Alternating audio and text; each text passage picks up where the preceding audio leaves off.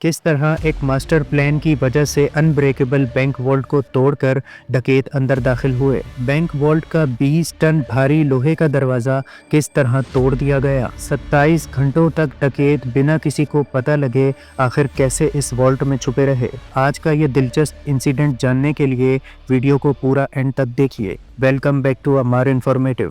नाजरीन, हिस्ट्री की सबसे बड़ी रॉबरी यानी डकैती का ये वाकया समझने से पहले इसका बैकग्राउंड देख लेते हैं। बात है 19 जुलाई 1976 की, जब फ्रांस के सोसाइटी जनरल बैंक में सुबह के वक्त तमाम स्टाफ आना शुरू हुआ। ये उस वक्त का सबसे ज्यादा सिक्योर्ड और स्ट्रॉन्ग वॉल्ट वाला बैंक था और रोज की तरह बैंक का स्टाफ इस वॉल्ट को खोलने लगा। इस दरवाजे पर काफी मुश्किल कोड लॉक लगा हुआ था, जिसको खोलने के लिए उन्होंने लॉक कॉम्बिनेशन घुमाया पर दरवाजा नहीं खुला। नाजरीन, ये बात कोई गैर मामूली ना थी, क्योंकि ये दरवाजा अपने 20 टन वजन की वजह से अक्सर खुलने में मसला करता था। बैंक स्टाफ ने भी ऐसा ही समझा और वॉल्ट बनाने वाली कंपनी को कांटेक्ट किया ताकि वो अपनी महारत से ये दरवाजा दोबारा खोल दें। लेकिन हैरत का मंजर तो ये था कि ये दरवाजा खुद कंपनी के खास एक्सपर्ट से भी ना खुल सका। ये बात काफी सीरियस थी और बैंक खुलने की वजह से अब कस्टमर्स भी आना शुरू हो चुके थे। आखिरकार 3 घंटे लगातार कोशिश करने के बाद उन्होंने ये फैसला किया कि वॉल्ट की दीवार में ड्रिल करके सुराख किया जाए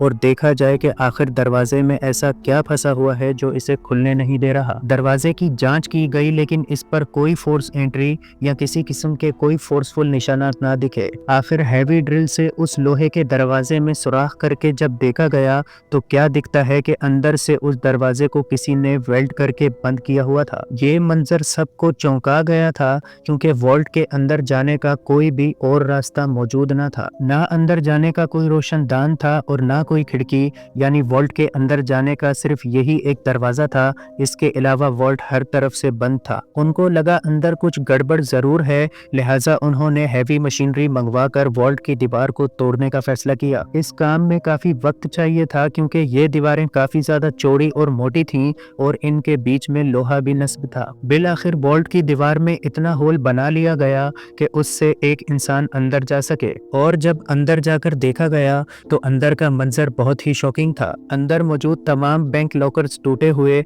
और अक्सर के दरवाजे खुले हुए दिख रहे थे, जिसका साफ मतलब था कि बैंक लूटा जा चुका था। नाजरीन, डकैतों ने ना सिर्फ वो सब लूटा था, बल्कि उस वॉल्ट की अंदरूनी दीवार पर स्प्रे से फ्रेंच जुबान में कुछ लिखा हुआ भी था, जिसका मतलब था without arms, without hate and without violence. ये सब वो लुटेरे लिख कर गए थे। साथ ही साथ उसी दीवार के बिल्कुल नीचे एक टनल बना हुआ था, जिसका मतलब था कि लुटेरे वहां से इस टनल के जरिए निकल चुके थे। वो डकैत 4000 सेफ्स में से 400 सेफ्स तोड़कर उसमें से तमाम कीमती चीजें ले जा चुके थे। नाजरीन, जिस टनल से वो निकले थे वो टनल अंदर से शहर के सबसे बड़े अंडरग्राउंड सीवरेज वाटर लाइन से मिलता था और मुमकिन था कि वो इसी टनल से होते हुए उस लाइन के गटर से बाहर निकल आए होंगे। उस टनल से पुलिस को 27 गैस सिलेंडर समेत कई टूल्स भी मिले, जिससे ये बात साबित थी कि उन्होंने ये मिशन इन्हीं की मदद से किया होगा, यानी सिलेंडर्स की मदद से वेल्डिंग टॉर्च जलाकर दरवाजे को वेल्ड किया होगा। इस गटर लाइन में जिंदा रहने के लिए उनके पास वेंटिलेशन का सामान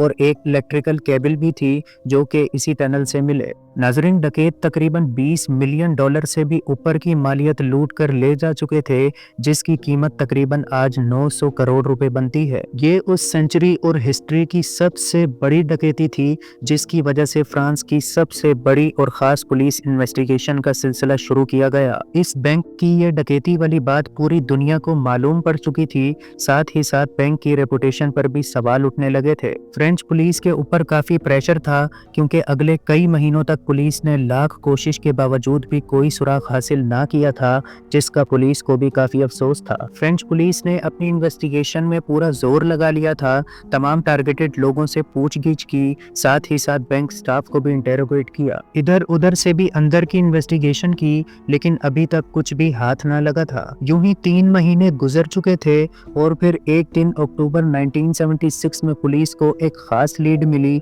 जो कि उस डकैत ग्रुप के एक मेंबर की गर्लफ्रेंड की तरफ से थी। उस मेंबर पर पुलिस ने जब हाथ डाला तो उसने पहले तो उस डकैती से साफ इनकार कर दिया, लेकिन पुलिस की सख्ती से उसने अपनी उस पूरी गैंग का नाम ले लिया। पुलिस उस गैंग को छोटी मोटी मामूली चोरियों के लिए तो जानती थी, लेकिन ये इतनी बड़ी बैंक हाइस्ट भी इस मामूली से गैंग ने की थी, ये बात पुलिस को चौंका गई थी। इन्वेस्टिगेशन में पता चला कि इस गैंग की परफॉर्मेंस के प्लान का मास्टरमाइंड कोई और शख्स था, जिसके बारे में जानने के लिए पुलिस ने इस गैंग के लोगों पर हाथ डालना शुरू कर दिया। और इसी दौरान इनसे ये पता लगा कि इस प्लान का मास्टरमाइंड एल्बर्ट स्पटजेरी नाम का एक शख्स था, जो कि दरअसल एक फोटोग्राफर था। इस शख्स पर जब हाथ डाला गया तो ये बिल्कुल भी किसी तरह कोई क्रिमिनल नहीं लग रहा था, क्योंकि इसका बैकग्राउंड भी काफी सादा था और वो खुद भी सादा सी जिंदगी गुजार रहा था। इसके इर्द गिर्द के लोगों से पता किया गया तो सबका यही कहना था कि एल्बर्ट एक सिंपल फोटोग्राफर है जो आम सी जिंदगी गुजारता है और काम से काम रखता है। एल्बर्ट ने पुलिस के सामने ये बात मान ली थी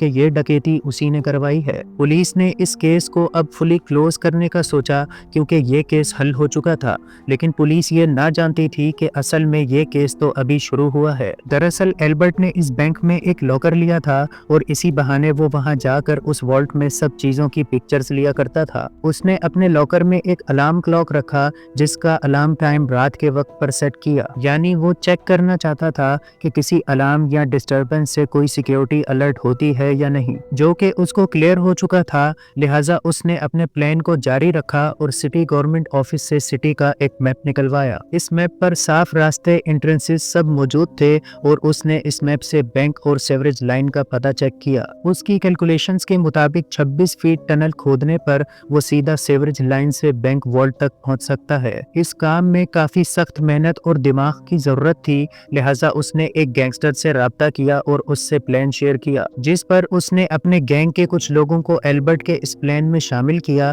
जिसका काम टनल को बगैर मशीनरी के खोदना था। नाजरीन, इस काम में तकरीबन 2 महीने लग गए थे। ये काम सिर्फ रात के वक्त ही किया जाता ताकि इसका कोई भी शक और शोर किसी को भी पता ना चल सके। और फिर खुदाई मुकम्मल होने के बाद आखिर 18 जुलाई को रात के वक्त एल्बर्ट उस वॉल्ट तक पहुंच चुका था। ये दिन सैटरडे और संडे के थे, लिहाजा इन दिनों में बैंक्स बंद होते हैं। इसी वजह से एल्बर्ट समेत उस गैंग को डकैती के लिए 27 घंटे मिले थे। उन्होंने बहुत सुकून से वॉल्ट के अंदर से लूट मार की, वहां लंच और डिनर भी किया और जाते हुए उस वॉल पर जो लिख कर गए वो मैं आपको ऑलरेडी बता चुका हूँ। पुलिस इन्वेस्टिगेशन के बाद एल्बर्ट को कोर्ट में पेश किया गया, जहां उसने अपना जुर्म मान लिया था। उसने इंटेरोगेशन में एक पेपर पर अपना सारा प्लान और लूटी गई रकम को कोड वर्ड्स में लिखा था। उसने कहा कि ये सब एविडेंस वो सिर्फ कोर्ट में जज को ही देगा और वही इस कोड को पढ़ सकेगा। इसी काम के लिए जज ने एल्बर्ट को अपने कमरे में बुलवाया। एल्बर्ट ने वो पेपर जज के हाथ में दिया,